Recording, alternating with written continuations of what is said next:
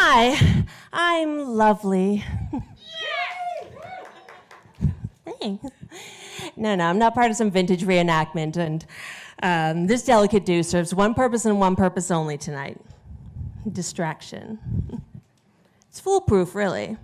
Like clockwork, even tonight, pals and strangers alike will greet me with some form of, ooh, your hair, or you look like a pinup, and then get lost in memories of that one summer in college when they got really into swing kids. I found this really great concealer, too. It covers dark circles, fine lines, and all visible signs of depression for up to 12 hours. It's a funny thing, perception versus reality. I'd perfected this day-to-day cosplay as a fabulous extrovert, one who hosted big parties and basically Jay Gatsby'd my way through adulthood. I'd work the room, crack the jokes, cue the band. Distraction. Eyes on the lies, the persona, the show. If they must see me, at least let them see something pretty. It wasn't until years later, after a rather persistent attempt to take my own life, that I finally admitted to a close friend, the better I look, the worse I'm likely doing.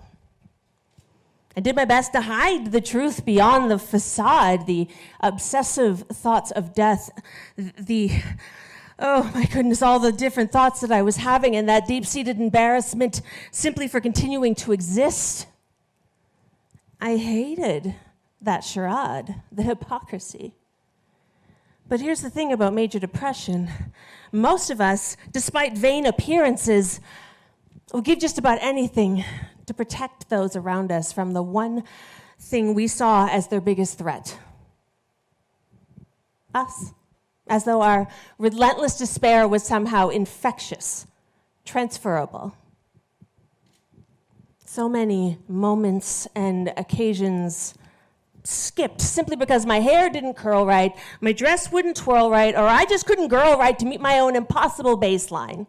If I wasn't just so, then I didn't go. But protected by my parasol of aerosol, I could float in and out of social halls like a Hollywood chorus mall. More scenery than guests at all, a satin doll with alcohol. But even while devising my own last call, my fixation remained on the perception. When I died, how would I look? Would I be unsightly? Who would find me? Curled up on the cold tile floor beyond a locked hospital door, fresh blood staining my sleeves, my pulse remained, but my perception faded. No setting spray, no cover-up. My once jazzy theme song drowned out by an underscored apology. Hi, I'm sorry. Reality had reached out and sucker punched perception into oblivion. Gone were the parties, the pin curls, the persona. Stripped of my secret weapon, deprived of my disguise week after week, left only with the truth. And for the first time in years, I exhaled. Here I was, a 2-month-long resident in a blissfully calm psychiatric ward. Nobody agonized over perception here. Why? We were all wearing the same hospital issue blue bathrobe with that Velcro closure. We saw each other as our beautifully valid, actual selves, stripped down. And I didn't infect anybody. Now, I have nothing against getting gussied up on occasion. It's fun.